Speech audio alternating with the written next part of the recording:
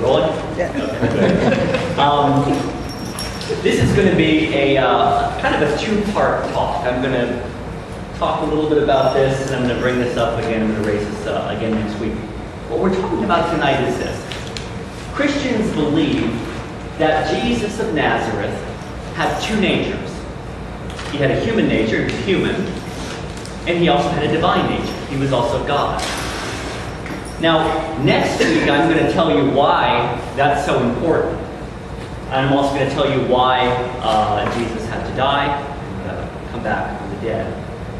But tonight, I want to focus on these two natures. I want to focus on why Christians believe that Jesus was both God and man. Now, no one, even the staunchest critic, denies that Jesus was a man. That's not really controversial. You don't have skeptics out there saying, well, Jesus was God, but a man. Let's not be unreasonable. You don't have that.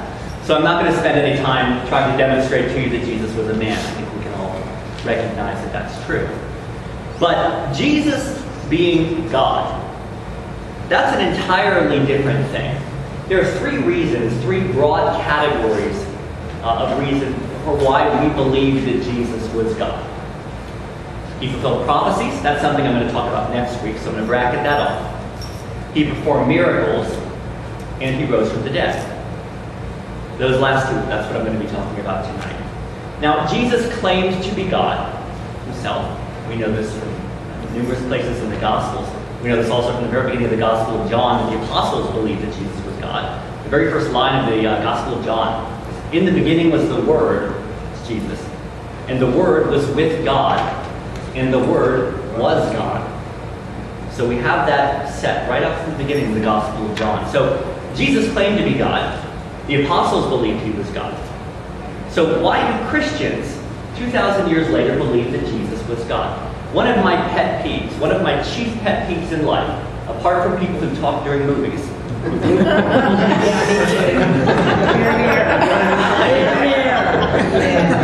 One of my chief pet peeves is hearing that Christians believe that Jesus was God, or Jesus rose from the dead, or Jesus performed miracles, or just out of faith. It's something that they just take on faith. There's no really good reason to believe that he did these things. We just kind of believe it because we're Christians. We have to believe something. And so we take this leap of faith. Well, that's simply not true. There are very good reasons to believe that Jesus performed miracles. There are very good reasons to believe that Jesus rose from the dead. Now, these are not conclusive reasons. I am not going to prove to you through rational argument that this happened. There is a role for faith to come in. But what I think I can demonstrate to you is that Jesus performing miracles, rising from the dead, and actually being God incarnate is actually a more reasonable explanation of the events that happened in the Middle East 2,000 years ago than any of the rival explanations. So that's what I'm going to do tonight. I'm going to try to show you that we as Christians have very good reasons to believe that Jesus was who he said he was, and was exactly who the apostles thought he was. Now, I'm not going to talk about the Shroud of Turin tonight. The Shroud of Turin is most people I think are familiar with the Shroud of Turin. It's a relic. It's kept in, I don't know if it's kept in Rome these days or in Turin. I don't actually know. It was in Turin. Turin, maybe in Turin, I'm not sure.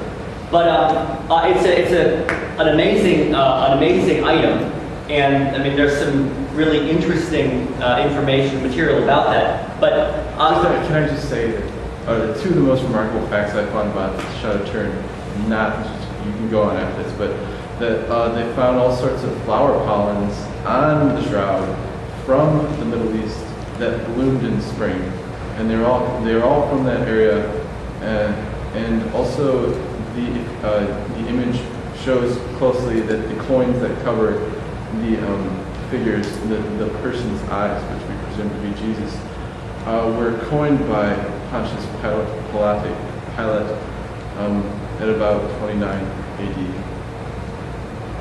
Yeah, I mean, there's some interesting information about the Shroud of Turin. The reason I don't talk about that, and the reason I don't use that in this, is because in the Catholic Church, there is nothing, there is no settled opinion on the Shroud of Turin. The Catholic Church is, contrary to popular belief, is quite skeptical when it comes to miracle claims. It's quite skeptical when it comes to supernatural claims. And again, contrary to popular belief, in areas like this, the church tends to defer to science. And so the church certainly the faithful can absolutely believe that the Shroud of Turin is a legitimate artifact, and a lot of people do. But it isn't something that's required. And so the Catholic Church leaves it open to science to make that call. And so this isn't an article of our faith. It's not something that we base our faith upon, in case someday it may prove maybe somehow it isn't, legitimate. We don't know. Who knows? So the reasons I'm going to give you tonight are not based on those things. The reasons I'm going to give you tonight are based on what we know about human nature, what we know about human behavior, the way people act. And if you look at the way people act, things that we all acknowledge in ourselves and others, and you look at how the apostles acted back in the first century, then you end up coming up with a pretty compelling case for Jesus' miracles and his resurrection. Now, most of the evidence, most of the arguments for Jesus being who he said he was, comes from eyewitness testimony, first-hand eyewitness testimony, recorded primarily in the Scriptures, not just the Gospels, but also some of Paul's letters as well. Now, when you look at eyewitness testimony can be incredibly compelling, but only if you can trust the eyewitnesses, right? Everyone acknowledges this. I mean, Christians acknowledge, yes. I mean, it comes down to the trust that you have in the apostles, whether or not these are trustworthy witnesses. And the critics say the same thing. They say, look, it comes down to the apostles. They don't think they're trustworthy. That's where the debate is. I'm going to explain to you, or I'm going to tell you why, in fact, the apostles are entirely trustworthy. First, when you look at the Gospels, when you look at their writings, when you look at the accounts they have recorded there, they do not read like PR stories. They do not read like stories that are made up. When we encounter a story that is made up, or a scam, or a lie, they have certain characteristics. They have certain things that are common to them. Whereas true stories, true accounts, something that is accurate history, also has certain characteristics.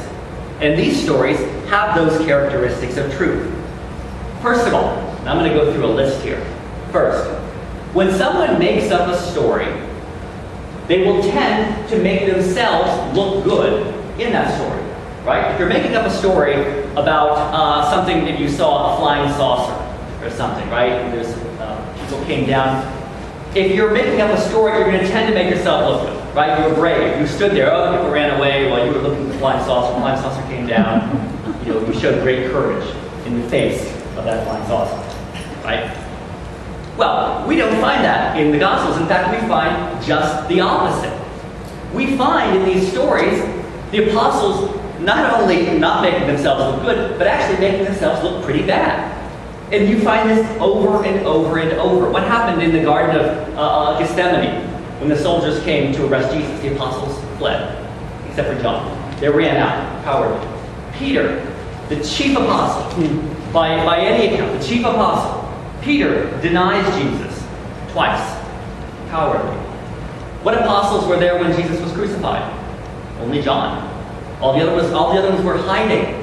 We were actually hiding in the upper room. Again, if they're making up the story, why are they making themselves look like such fools and cowards? Another one. Jesus at one point calls Peter Satan, actually. Get behind me, Satan. Peter in the Gospels is not only is he a hothead in the Gospels, he's impulsive, he's passionate, he has a quick temper, but he makes all kinds of mistakes. Now, if Peter is the chief apostle and you're trying to tell this story to get people to believe that this religious group is something worthy of following, then why would you make your chief, your leader after Jesus rises from the dead, why would you make him look like a hothead who can't seem to get anything right, who abandoned Jesus when he needed him most and denied him? That doesn't make sense. They wouldn't say that unless it were true. And they felt obligated to report what actually happened because they believed that it was a matter for their souls. Another one. If you're making up a story you will not include in that story easily verifiable details. If I tell you, you know what, I just saw President Obama right out on the steps, just right 5 minutes before I walked in.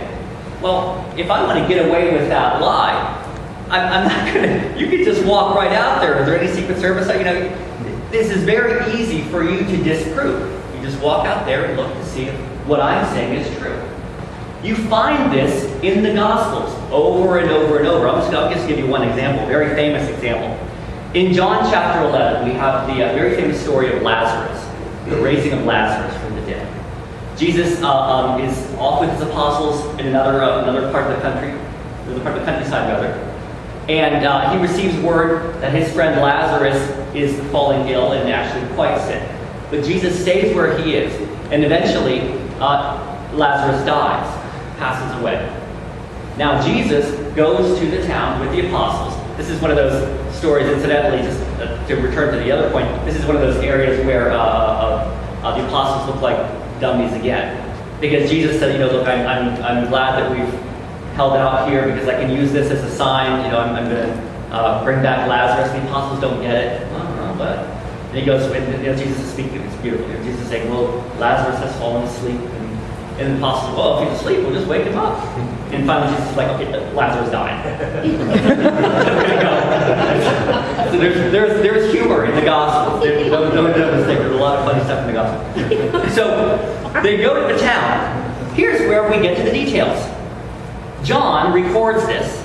Very beginning of chapter 11, he says, now a certain man was ill, Lazarus of Bethany, the village of Mary and her sister Martha. Mary and Martha were Lazarus' sisters, right? It even identifies this is the Mary who anointed the Lord with ointment. Now, what do we have here? We have the town where this occurred, Bethany. We have the name of the guy who was raised from the dead, Lazarus. We have his two sisters. Bethany is, you know, this is not Cleveland, right? Okay, Bethany is a village, right? So you don't have to, you don't have to hunt very long to find Lazarus and Mary and Martha in the village. So you've got the family, you've got the man's name, you've got the village. It says very clearly that when this happened, a huge number of Jews from Jerusalem were there to see it. So these are people who would not have been very favorable towards Jesus. So John says not only that, but they were witnessed by these enemies of Jesus.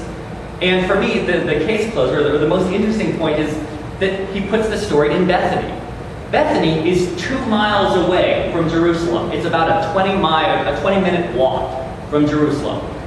If John were making up a story about Lazarus being raised from the dead, he would not have told the readers the man's name, his family, and he certainly wouldn't have put him in a village 20 minutes away from the headquarters of all of Jesus' enemies, all of the people who would have benefited greatly from exposing this story.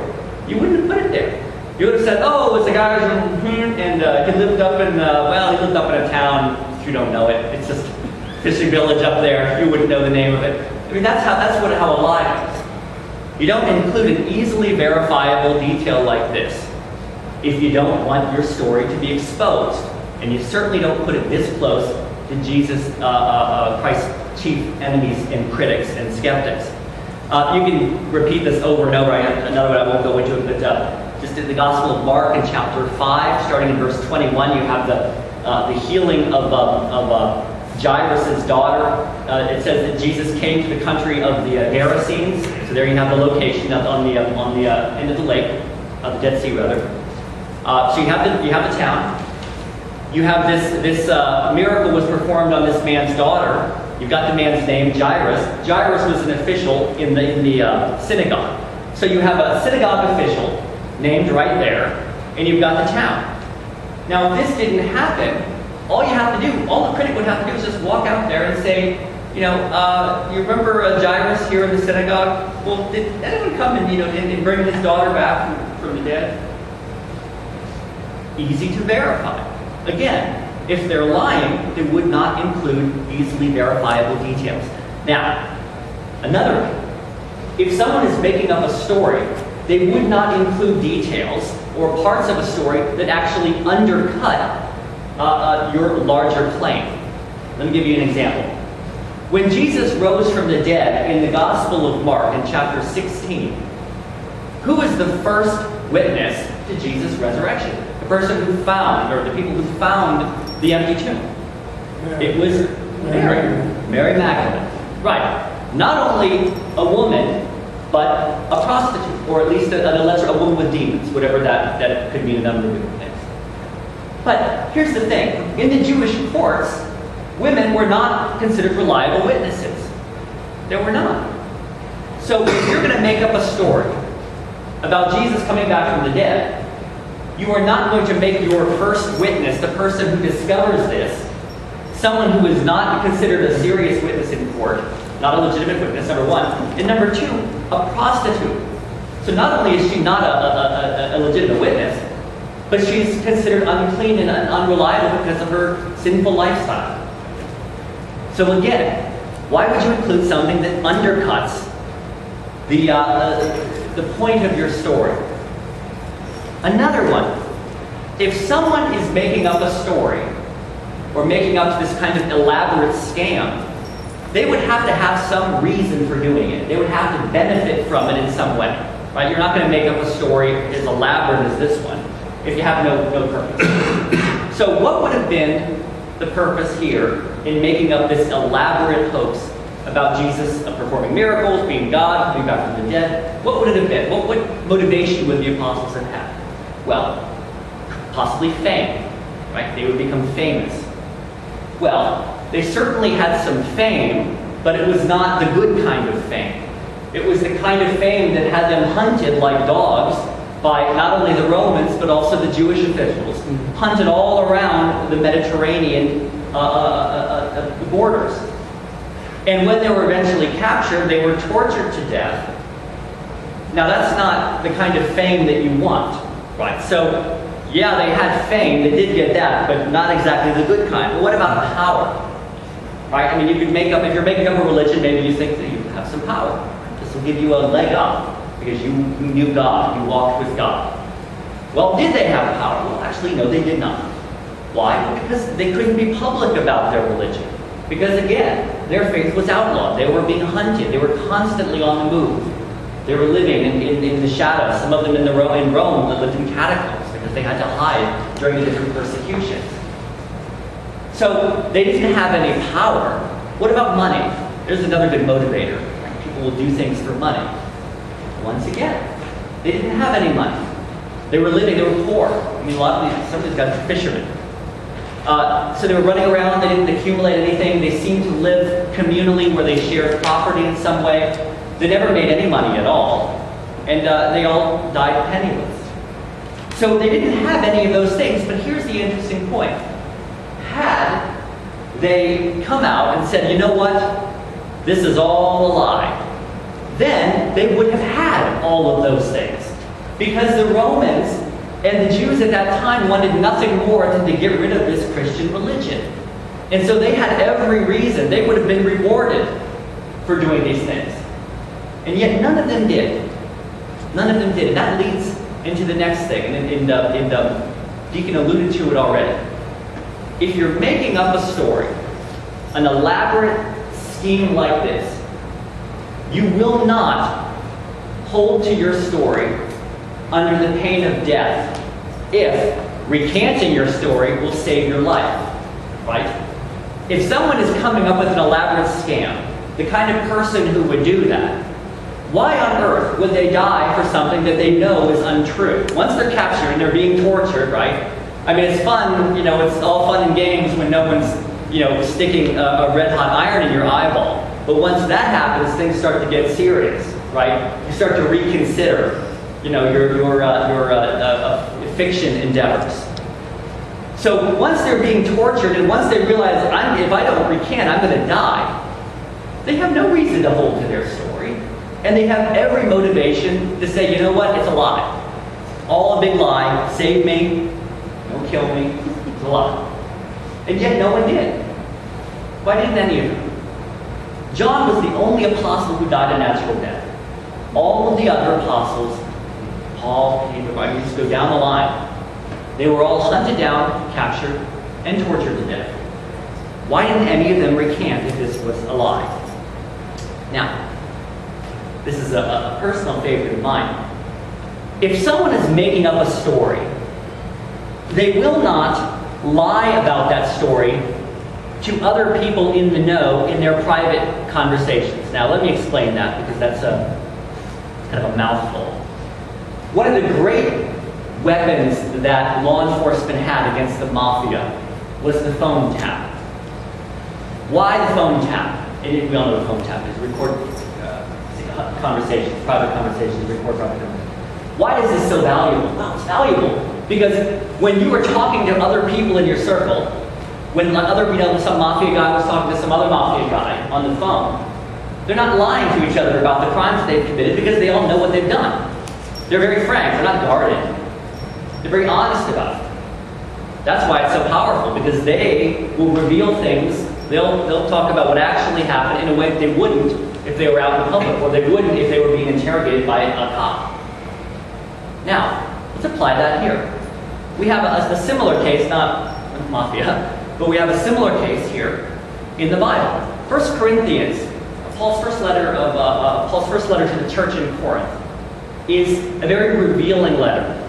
It was a letter written to Christians. This was not written for people who were outside of the church.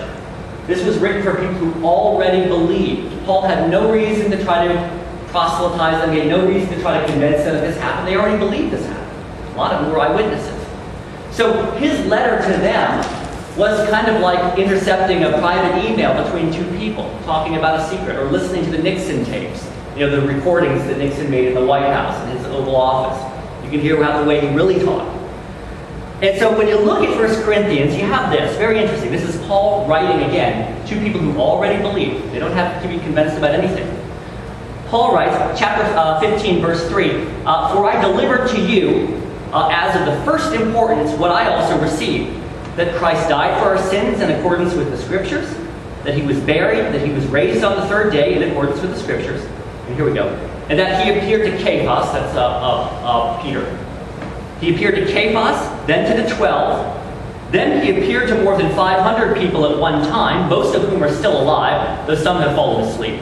Then he appeared to James, then to all the apostles, and last of all, as to one born too late, he also appeared to me." Now, there's a bunch of stuff in there. Paul is talking about appearances and events that these people already know about. He's alluding to them. He's not trying to tell them this is what happened. He's saying, remember what happened. Remember what you know. So these are events that these people already know. Here's the most interesting one of them. People miss this. He appeared to more than 500 brethren at one time. Now, when they were in the ancient world, in antiquity here, at least in Semitic writing, they wouldn't count women and children in crowd sizes. So that crowd would very easily have been closer to 1,500 people. This was an event, obviously, that the Corinthians knew about, if I recall, because Paul mentions it in passing. But he makes a very interesting side point. He said not only did he appear to the 500 people, but most of these people are still alive. Some have died, but most are still alive. Again, this is a private conversation between people, believers, who already know about these events. And not only that, but Paul alludes to the fact that, look, these witnesses who saw them, this 500 people, most of these people are still alive. Pretty amazing, I think. Now, connected to that is another one. When someone is making up a story, generally their enemies, the people who would gain most from denying that story, those enemies won't usually lie on your behalf. If I'm saying, Dan, let me see, how could I involve you, Dan, in my example? If I'm saying that I beat Dan in an arm wrestling match, which clearly is fiction, Dan would have no real reason except just the kindness of his heart to lie and say, yeah, that actually happened, if he found that embarrassing to lose to me, which would be actually kind of embarrassing. Well, let's use a more serious example, a more stark example from the scriptures. The apostles claimed that Jesus was a miracle worker. He brought people back from the dead, he multiplied the loaves and the fishes, he healed the sick, and he came back from the dead himself. Now, his main critics, the main critics of Christianity, the Romans on the one side, and the Jewish officials on the other, they have every motivation to deny those things. And yet, what do you find? They don't say that Jesus was a huckster or a phony. The Romans said he was some kind of a magician. They admitted that he did these things, but they said somehow he was a magician. And the Jews also admitted that he did it. They said he was doing, yes, he performed these things, but he was doing this by the power of the devil. So even Jesus' critics acknowledged that he performed these miracles. They just claimed that it was from other powers, or through other means, through magic or something like that. Now, a related point, and maybe my very favorite example, is this. If someone, or if you are making up a story, then your chief opponent, your number one enemy, your number one persecutor, will not somehow give up everything he has to join you in your lie. Now, I'm obviously talking about a very specific person here. And that person is Saul of Tarsus. Tarsus is a city in the southern part of Turkey. It's kind of like in the southern part, kind of central part of Turkey, close to Syria, modern-day Syria. And this man Saul was from Tarsus. Saul was the number one student of the number one rabbi of the age. Very famous rabbi, still the most famous rabbi. And he was his chief student. He was a Pharisee. He was a scripture scholar. He was brilliant. Languages, I mean, just a rising star in every way in the Jewish community. And Saul of Tarsus not only was that, but he was also a chief persecutor of the Christians. Saul was the one who guarded the cloaks when the people dragged Stephen off to stone him. Stephen was one of the followers of Jesus. And Saul was right there. Saul was the one guarding the cloaks. And then Saul was bringing some letters of arrest to Damascus, another part, area or another city in the region. And while he was bringing letters of arrest to round up Christians there, he had this experience. He was knocked off his horse, he was rendered blind, and he encountered Jesus. We know Saul of Tarsus as Paul, the Apostle Paul. Now, Saul of Tarsus went from being the hero of the Jewish officials, like their champion, their guy. He was the guy who was out there hounding the Christians. He went from that to their number one enemy overnight. Now, their hero has just changed completely. He's given up everything. He's given up his future. He's given up his career. He's given up the power. He's given up his reputation. And for what? Paul spent the rest of his life running around. He had to live. He had to make a living as a tent maker, so barely eked out a living. And he was constantly hunted. I mean, he has a list of the things that he went through. He was shipwrecked. He did all of these different things. And yet, he continued. He didn't give that up. Why would the chief persecutor of Christians, who had everything going for him, why would he give all of that up to join the religion that he's persecuting and become himself as hunted, more hunted actually, than the Christians were at that time, because he was this traitor to the Jewish officials? Why would he have done that unless it was true that he encountered Jesus? That's the only reasonable explanation. And in fact, you could say the same thing about all those different points I've mentioned. The only reasonable explanation for the things that happened there, the reasons that the apostles made themselves look bad when they're recounting the story, the reason that the apostles reported details like the first witnesses of the resurrection being a woman and a prostitute, the reason that they would include stories that weakened their leader, Peter, the reason that they would include stories with details that could be very easily disproven, The only reasonable explanation for that is because they were reporting what actually happened. That's why John had no fear of writing the town, Bethany, the family, and the guy's name, putting it 2 miles outside of Jerusalem, because he knew if people checked it out, it would be true. If someone decided, if some Pharisee decided to take 20 minutes out of his day and just walk out to Bethany and ask around, he would in fact find out that, yeah, Lazarus rose from the dead in front of a big crowd of people. Same thing with that Mark story in the kind of the Pharisees. And of course, that can be multiplied many, many times throughout the Gospels. I just chose 2 examples. So, that being true, let's take a look at some of the rival explanations. And in fact, I'm going to stick to the resurrection itself. So we'll leave the miracles aside now. Jesus rising from the dead. We've all heard, I'm sure, different explanations for how this happened. It seems like every year at Easter time, the Discovery Channel or A&E or the History Channel comes out with some ridiculous documentary about, someone who has some new theory about what really happened with Jesus, and it's all some variation on one of these themes. First, the first explanation. Jesus didn't actually rise from the dead. It was a big conspiracy by the apostles. The apostles, they looked at the prophecies in the Old Testament, so they tried to make Jesus' life look like it was fulfilling the prophecies. Jesus was killed, executed on the cross, executed by the Romans through crucifixion, and then buried in this tomb, rock somehow shoved in front of it. And then the apostles came in the middle of the night, stole the body out of the tomb. It's a big conspiracy. Well, that sounds kind of compelling when you say it the way I said it. But when you think about it for more than 30 seconds, it starts to fall apart. First of all, if anyone here has ever seen a tomb, the kind of tomb in that region that Jesus was buried in, you see one big problem immediately. These tombs were like caves.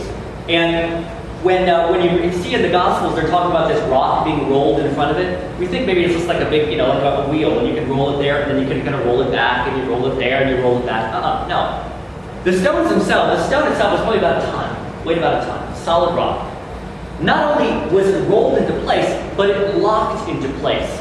It wasn't just rolled like this, it was rolled down into a crevice, and then locked into place. If you wanted to lift that out, you would need more than a work crew. You would need a full Roman pulley system. You would need levers and a bunch of people. Then it would take a long time, be a hard work, and it would be noisy, and it would be pretty obvious. So there's problem number one. Problem number two, and this is something that I don't, the significance of this I don't think is appreciated by people who make this claim. And that is this.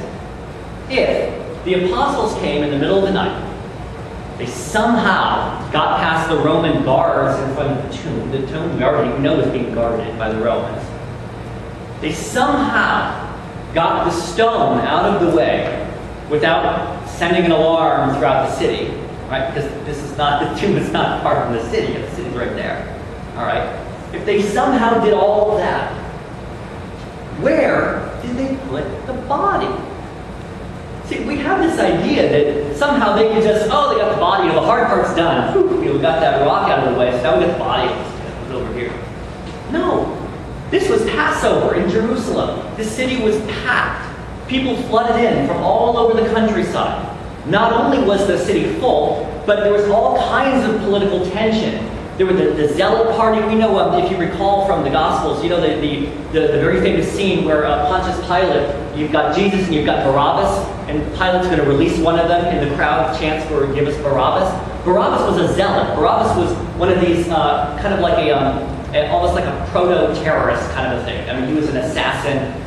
This was a violent party of Jewish revolutionaries that were trying to overthrow the Romans. So you had Roman troops out in force in the streets of Jerusalem. Not only that, but of course you also had the Jewish officials who were keeping a tight look or a tight watch on these Christians. So in the midst of all of this, in the midst of a packed city, during Passover time, during a heavy Roman occupation, where you've got them policing the streets, and under the fear of the Jewish officials that the apostles would do something after Jesus died. With all of that being true, you have to believe that the apostles somehow snuck out in the middle of the night, opened up a tomb without anyone noticing, then took out a body, and then it's like a Benny Hill up, like, where are they going to hide the body? I mean, it's hard to fathom, right?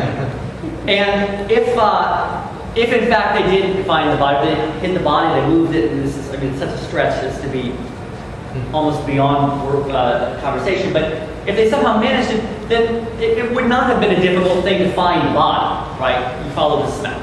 They could not have gotten very far. The angels So, the idea, what is it? moved the stone. Yeah, right. So, that's the problem with the conspiracy. The conspiracy theory sounds great until you actually have to explain how it really worked. And then once you do that, it just falls apart. Another story that is completely irrational but popular is the idea that Jesus accidentally survived the crucifixion.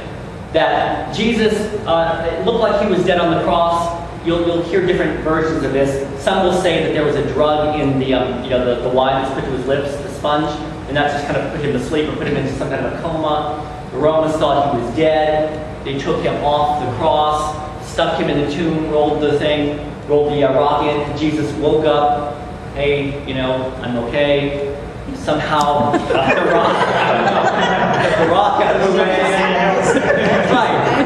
Kind of wandered into town, and everyone, the apostles saw him and they thought, my gosh, he came back from the dead. Well, I mean, the laughter is kind of telling you all you need to know. I mean, we've already talked about the tomb, the stone. Now, Jesus, let's pretend, for the sake of make-believe, let's just pretend that Jesus survived the crucifixion. Well, what do we know about the crucifixion? Well, we already know that he's had metal spikes driven through his wrists, severing the nerve, so he can't hold anything. That's why actually, not a lot, some crucifixes have it, some don't. But when the nerve is severed, your hands will curl up like this, so you would not be able to use his hands. His feet also were pierced, so he's not really walking very well, right? Because his bones here have been broken, his feet have been pierced, bleeding.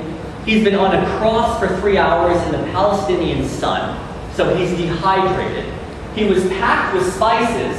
The burial spices that he would have been packed in were not like, it was not like a, what do you call one of those things you put in a sock drawer? Potpourri. Potpourri, yeah, it was not like a potpourri, right? These were like thick spices that were packed. This is like, we're talking about 40 pounds worth of spices, and he was rolled up like a mummy. So you have to believe that after going through that entire ordeal, he somehow got up and wrapped himself, and then moved the stone. And then somehow, when his apostles saw him, he was impressive enough that they thought he came back from the dead, and they didn't notice that he was bleeding, dehydrated, half passed out, his feet are broken, his wrists are curled up and broken. It just defies belief. So the idea that he accidentally survived the crucifixion is nonsensical, and frankly, if you know anything about Roman history, you know that the Romans were experts at killing people. All right? No one knew how to kill someone like a Roman knew how to kill someone. And I mean, they invented so many adventurous ways means of execution, maybe more than anyone in history. And crucifixion was their masterpiece.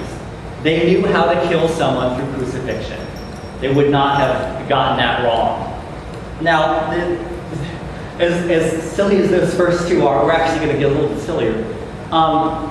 We hear the hallucination theory a lot. That the apostles were so wrecked, so upset by Jesus' death, that they just believed they saw him. They believed that he came back, because out of their sorrow.